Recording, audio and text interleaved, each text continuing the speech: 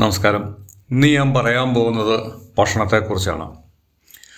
നമ്മൾ ഉൽപ്പാദിപ്പിക്കുന്ന ഭക്ഷണ വസ്തുക്കളുടെ മൂന്നിലൊന്നും പാഴായി പോകുന്നതായിട്ട് ലോക കണക്കുകൾ പറയുന്നു. നമുക്ക് ഏറ്റവും ആവശ്യവും അത്യാവശ്യവും ഉള്ളതാണ് ഈ ഭക്ഷണം. ഭക്ഷണം കഴിക്കാണ്ട് മനുഷ്യന് ജീവിക്കാൻ പറ്റത്തില്ല. പക്ഷേ കഴിച്ചില്ലെങ്കിലോ നമ്മൾക്ക് ആരോഗ്യം നഷ്ടപ്പെട്ട് നമ്മുടെ ജീവൻ വരെ പോകും.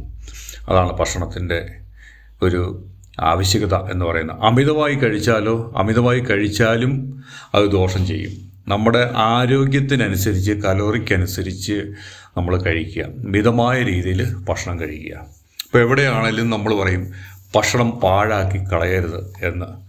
ഏറ്റവും കൂടുതൽ പ്രായമുള്ള ആൾക്കാരൊക്കെയാണ് കൂടുതലായിട്ട് അവർ പറയുന്നത്. കാരണം വെച്ചാൽ ഓരോ ഭക്ഷണമൊക്കെ ഉണ്ടാക്കുന്ന ഈ ഭക്ഷണമെന്ന് പറഞ്ഞു കഴിഞ്ഞാൽ നമ്മുടെ പ്രകൃതിയിൽ നിന്ന് കിട്ടുന്ന, നമ്മൾ മെയിനായിട്ട് നമ്മുടെ കേരളത്തിലാണെങ്കിൽ ഏറ്റവും 3 നേരം അല്ലെങ്കിൽ 2 നേരവും നമ്മൾ കഴിക്കുന്നത് അരി ഭക്ഷണമാണ് കഴിക്കുന്നത്. അതിനുശേഷമാണ് ഗോതമ്പ് മറ്റുള്ള ഭക്ഷണ വസ്തുക്കളൊക്കെ നമ്മൾ കഴിക്കുന്നത്. അപ്പോൾ ഏറ്റവും ആവശ്യം നമ്മൾ ഉപയോഗിക്കുന്ന ഈ ഭക്ഷണം നമ്മൾ പാഴാക്കി കളയരുത്. ഒരു നേരത്തെ ഭക്ഷണം പോലും കിട്ടാത്ത ആളുകൾ നമ്മുടെ സമൂഹത്തിൽ, നമ്മുടെ ലോകത്തുണ്ടെന്നുള്ളതാണ് ഏറ്റവും പ്രത്യേകത. ഈ ഭക്ഷണമെന്ന് പറഞ്ഞാൽ അത് നമുക്ക് പ്രകൃതി വിഭവങ്ങളാണ് ഭക്ഷണത്തിന് വേണ്ടിയിട്ട് നമ്മൾ ഉപയോഗിക്കുന്നത്.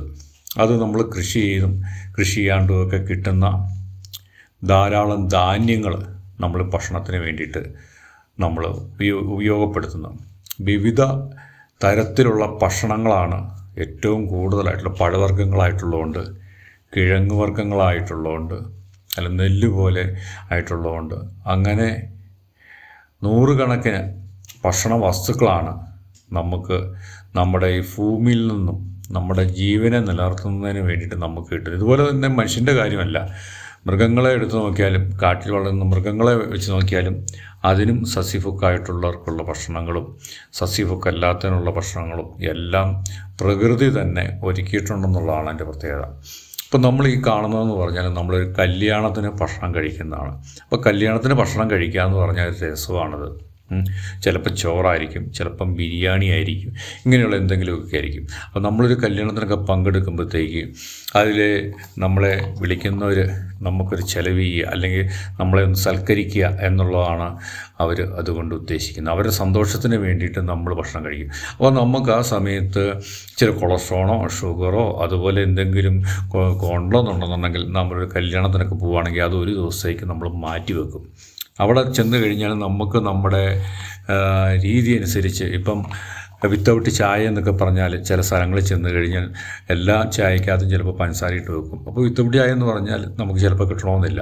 അപ്പോൾ ചില സാഹചര്യങ്ങളിലൊക്കെ നമുക്ക് വിത്തൗട്ട് ചായ, ഇപ്പോൾ അങ്ങനെ പ്രത്യേകിച്ച് വിത്തൗട്ട് ചായ എന്നൊക്കെ പറഞ്ഞ് സെപ്പറേറ്റ് ആയിട്ട് ചായകളുണ്ട്. അതുപോലെ തന്നെ കല്യാണത്തിന് ചെന്ന് കഴിഞ്ഞാൽ ഇറച്ചി ഐറ്റംസ് കഴിക്കാത്തവർക്ക് അതുപോലെയുള്ള സസ്യഭുക്കായിട്ടുള്ള സാധനങ്ങളൊക്കെ ഒരുക്കിയിട്ടുണ്ട്. അങ്ങനെ 2 രീതിയിലുള്ള ഭക്ഷണങ്ങളാണ് വെജ് ആൻഡ് നോൺ വെജ് എന്ന് പറയും. അപ്പോൾ ഭൂരിഭാഗവും കല്യാണങ്ങൾക്ക് നോൺ വെജാണ് ഉപയോഗിക്കുന്നത്. അപ്പോൾ ഇതൊക്കെ ഒരു സന്തോഷമാണ്. അപ്പോൾ അതുകൂടാതെയുള്ള കല്യാണങ്ങൾക്ക് വെജ് മാത്രമായിട്ടുള്ള കല്യാണങ്ങളും ഉണ്ട്. അപ്പോൾ നമ്മൾ ഭക്ഷണത്തെക്കുറിച്ച് വരുമ്പോൾ നമ്മൾ പാഴാക്കരുത്. നമ്മൾ ഈ ഇതുപോലെയുള്ള സൽക്കാര പരിപാടികളിലൊക്കെ പോയി കഴിയുമ്പോൾ അനേകം ഭക്ഷണങ്ങൾ വേസ്റ്റാക്കുന്നതൊക്കെ നമ്മൾ കാണുന്നുണ്ട്.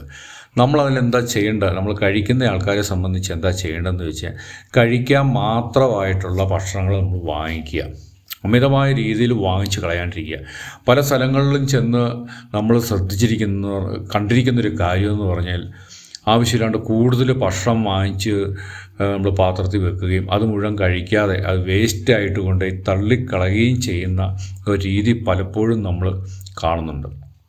അങ്ങനെ നമ്മൾ ചെയ്യരുത്. നമുക്ക് ആവശ്യമുള്ള ഭക്ഷണങ്ങൾ മാത്രം നമ്മൾ വാങ്ങിച്ച് കഴിക്കുക.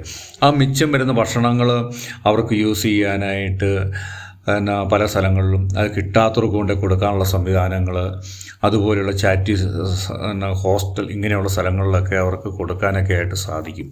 അപ്പോൾ നമ്മൾ മിച്ചം വന്ന് കളയുവാണെന്ന് വിചാരിക്കേണ്ട. അത് ഉപയോഗിക്കാനായിട്ടുള്ള സാഹചര്യങ്ങളൊക്കെ ആ പ്രദേശത്തൊക്കെ ഉണ്ട്.